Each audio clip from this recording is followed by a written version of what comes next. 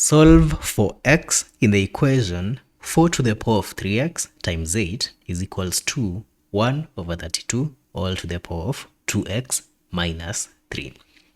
The first thing you need to notice about this equation is that you can express 4, 8, and 32 to the powers of 2, right?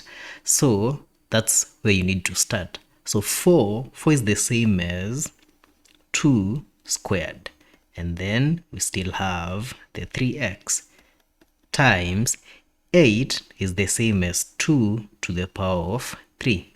This is equals to 1 over 32 is the same as 2 to the power of 5. And this is still to the power of 2x minus 3. Now things are starting to look a bit easier. Now remember, anytime you are given x to the power of a and then to the power of b, this is the same as x and then you multiply their powers. So a times b, ab. So in our case, 2 to the power of 2 and then to the power of 3x is the same as 2 to the power of 2 times 3x, which is going to give you 6x times 2 to the power of 3. This is equals to, remember again, anytime you are given 1 over x to the power of a, this is the same as x to the power of negative a. So in our case, 1 over 2 to the power of 5 is the same as 2 to the power of negative 5. Then we still have the 2x minus 3. And then remember again, if I give you x to the power of a times x to the power of b, when the bases are the same, you add the powers. So this is the same as x to the power of a plus b. So in our case, 2 to the power of 6x times 2 to the power of 3 is the same as 2, and then you add the powers. So this is going to be 6x plus 3.